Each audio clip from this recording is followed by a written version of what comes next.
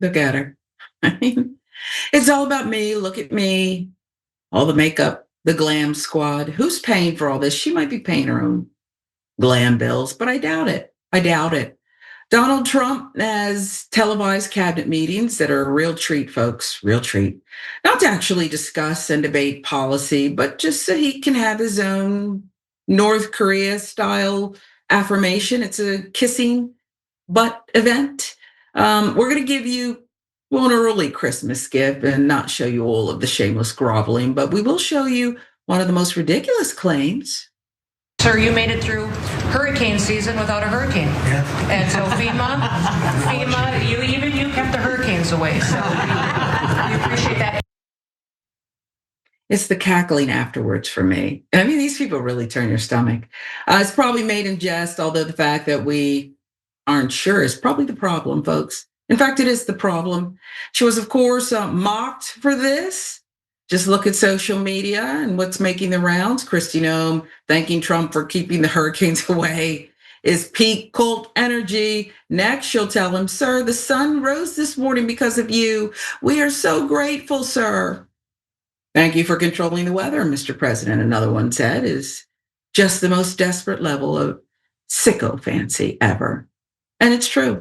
It was his magical Sharpie, wasn't it, Kristi? Remember the Sharpie?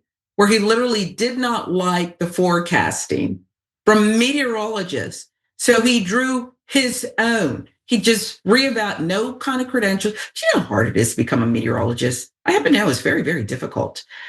What do we do with this? It's not that we don't expect this. Yeah, this is what these people do. From Hegseth, scooting. They looked like they were almost sitting in the same chair. They were so close. We got it. You're on the hot seat for murdering people in international waters. We understand. You want to sit on daddy's lap. But then there's Kristi. You're the greatest. Can I keep riding horses and stealing people's music and making really ugly videos with ICE and posting it for Homeland Security? These people, frankly, I think they have too much time on their hands. Yeah, I mean, first of all, what does South Dakota Kristi Noem know about hurricanes? That's what I want to know. But yeah, this is ridiculous. She's obviously joking, but it's a bad joke considering, first of all, the existing cult accusations, but also considering Trump's history with hurricanes, and not just Trump's, but the Republicans' history with hurricanes. A lot of these Gulf Coast states, they're red states, all of them, I think. You mentioned that he tried to change the trajectory of a storm with a Sharpie. But the crazier part of that story wasn't what Trump did, but it was the fact that the actual weather agencies had to change their advice to the people in the impacted area based on Trump's Sharpie. That was what was so just like mind-blowing about the whole thing. Not the fact that Trump drew something with a Sharpie and said, this is where the hurricane's gonna go now. It was that it actually affected the way that the agencies who know about hurricanes had to relay that information to the people. And even those recommendations, I don't know if people who don't live in hurricane states understand this, but whatever they say, that impacts the way that people are advised to protect themselves, to stay safe, whether or not they have to evacuate, things like that. So all of that, it was very dangerous, that Sharpie. A lot of what he does seems frivolous and silly, but it does have real world impacts in ways that endanger people.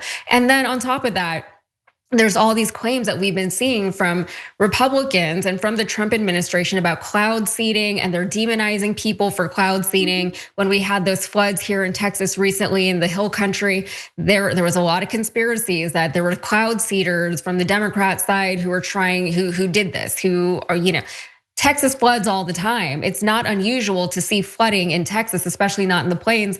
And, so the idea that they had to come up with some kind of insane conspiracy for it was also like, why do you need to do this? Why is this necessary for you?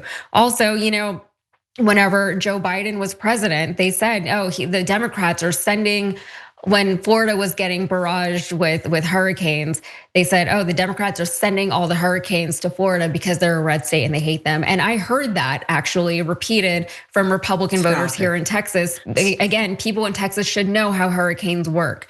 I will say though, one last thing, Sharon, is that I am very grateful that we didn't have a huge hurricane hit the United States this year, because it would have been disastrous considering all the cuts that this Trump government has made to our government systems. Yeah, and there's lots of people throughout the country that know about these cuts and the life changing implications. But Texas has fresh wounds, and all those kids who died at the camp that flooded. Look, things happen, weather happens, but when you're not prepared for it, more people die.